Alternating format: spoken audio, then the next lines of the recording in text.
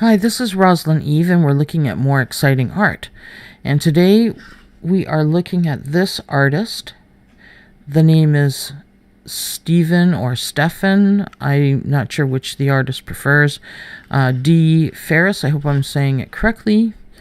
All right, there we go. So this is the piece that we're analyzing today. And of course, we're using the 40 ingredients from my book, The Art Advantage. So there's 40 ingredients artists can use to create better work, stronger and more memorable art, which is the goal of what practical art analysis is about. And we're looking at, these are the ingredients that is in this artwork. We've got a good bunch of ingredients here. We've got the light to dark range, which and we've got color, lines, action, details, texture, variety, exciting, busy and non-busy space. So we've got a good variety of ingredients to make a more exciting piece of art. So let's look at the light to dark, which is, you've got the white or almost white is the one extreme end of the light to dark range, and we've got black or close to black, which is the other extreme end. So when you use that in contrast with each other in an image, which the artist has done here, you can see that it really makes the image exciting and really makes it pop. Okay, so let's look at color, and you can see that they've combined color with the ingredient variety, and you can see that they've got a good variety of colors here, which really makes it exciting as well. You can see that they have very good use of lines, and they've created lines with shape, which is very interesting because lines are usually a solid line, but in this case the artist has used them without the typical use of them by creating a line shape with all the little shapes, with all the details. So that's really interesting. Action, well, the lines are flowing and moving and helping to move your eye around, so it does create more of an action rather than still life. You can see details. Well, there are plenty of details in this one, so much so that the whole thing is covered. He combined details with busy to non-busy space and picked the busy end of the spectrum there, and combine that with the details of all the circles, and you can see that that's created a very busy type of image. You can see textures implied because of the circular shapes. You almost get this feeling like bigger and smaller beads. So there is a little bit of that to this as well. We already covered variety. So he has used variety in lines, the thickness of the beaded lines, in the size of the shapes, is variety in the colors. So he used variety in a lot of ways in this image, and this has helped to create excitement. So excitement is created by a lot of this as well. So ingredients blend together as a total recipe.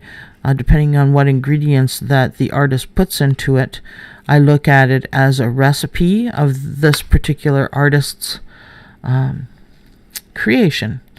And you can see that the busy space has made it very exciting too. Now, normally, if you're trying to create a strong main area of interest, and let me state that there are so many artworks out there that, like, the majority, it almost seems like, has a really lack of a strong main area of interest, which is one of my biggest beefs with artists, is not creating a strong area of interest.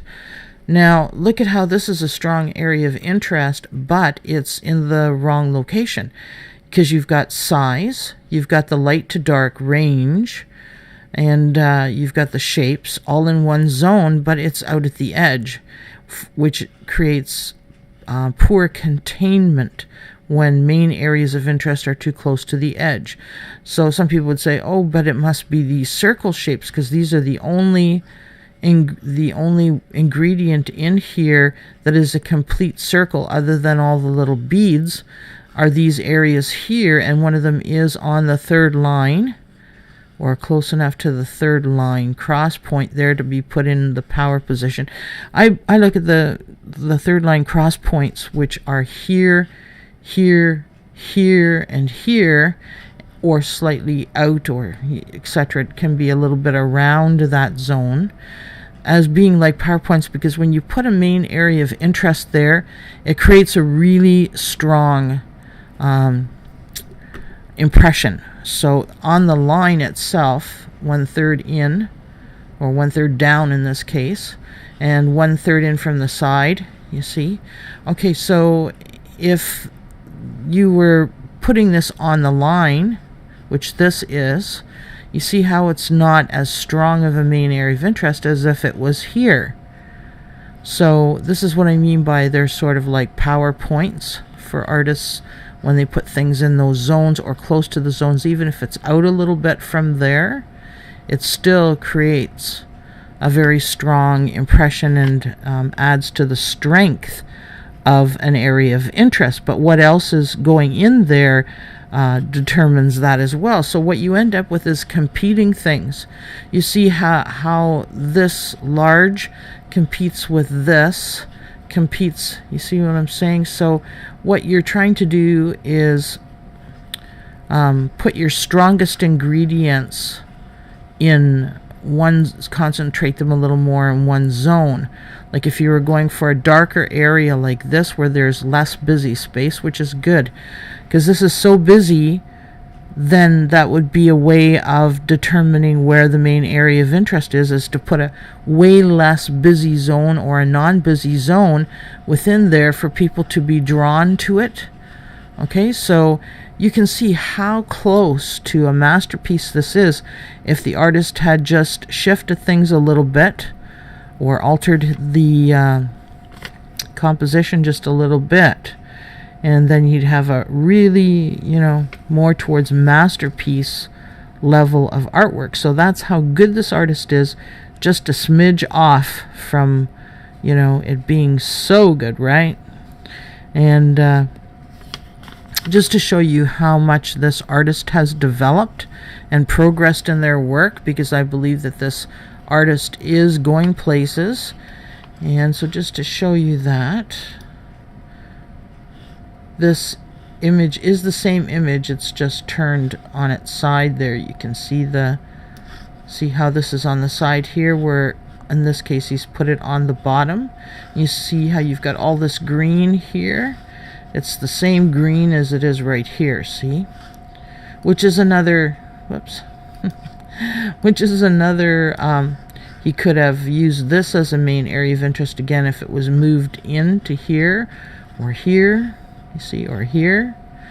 Then, because of the largeness of it, so large can designate it as a point of interest to be looked at as well.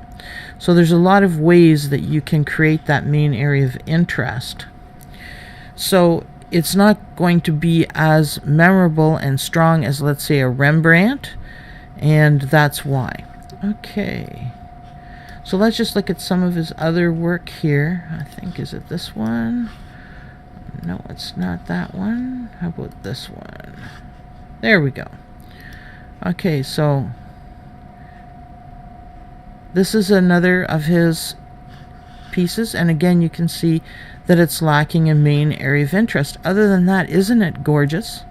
Like, look at all the ingredients that we just named in this other one, all the variety of color, lines, shape, action, details, texture or implied texture, variety, and busy to non-busy space. He's got all of this going on here again, just lacking a main area of interest.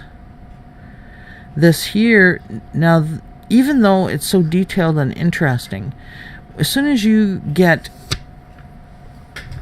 things, the main area of interest taking up 50% of the space, you lose the relevance. I guess relevance isn't the right word. It would be the impact. You're losing the impact of that ingredient because it's to 50%, 50%. And again, you see how this is so good. There's all these things, all these strengths that I talked about in the image. And some people will love this and buy this regardless. So don't let me give you the wrong impression here. This is still really good work. Otherwise, I wouldn't be showing this artist stuff. And this one has so much white space. So he's kind of missed out on all the really exciting colors and everything that he had in the other image, because he's got so much white. So then the dark becomes even more dominant.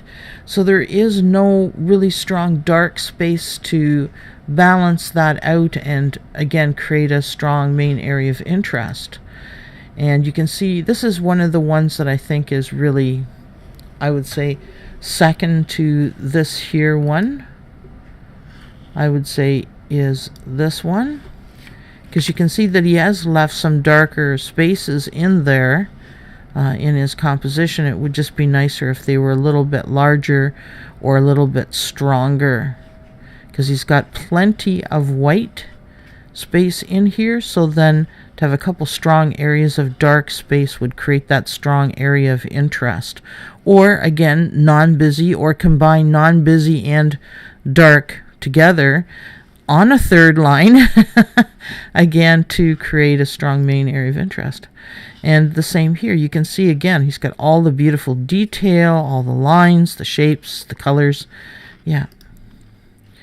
And this one, it's always hard to make a really strong statement for an artist with their work when they're using a limited palette. This is black and white and grayscale, so it's not easy to come up with something that is memorable. And again, you can see all the ingredients and the ingredients and the ingredients. This one is very good too. And so is that. But again, see he's just missing that main, the strength and memorableness of a main area of interest. And you see here again, beautiful work. Really excellent quality. Now this one is not as good because this one has, see, the other ones have shape to create variety, where this one is mostly made up of lines and actual little lines. Everything, it's highlighted so strongly with the lines that it becomes, when something gets to be too much of any ingredient, it starts to get boring. If it's in, anyway. And you can see that this one is really good too. He's always got such detail in his work. Okay, so we're back to the beginning again. I hope you found that interesting. I really believe that this artist is going somewhere, and he's just that close to moving into masterpiece type of work. So it is high quality. A good bunch of his stuff is high quality images. He just, needs that little extra nudge, eh? Okay. So this is me, my email. If you would like to contact me to have a mini analysis done, I do have a fee page here. And both of these say Practical Art Analysis and practicalartanalysis@gmail.com. Okay, my Facebook page also has my fee page on it, and I do little video tutorials. And if you're looking for my book, The Art Advantage, you can also find that there as well. I can email you a copy, or you can buy it on Amazon.com, or I can put it on a USB drive, my book, and send it by land mail if you prefer. So you do have options. Anyway, back again to This is the Artist, and I hope you go and enjoy his work. And he does have his own Facebook page, so you should be able to find him easily. Okay, thank you, and bye for now. We will see you next time.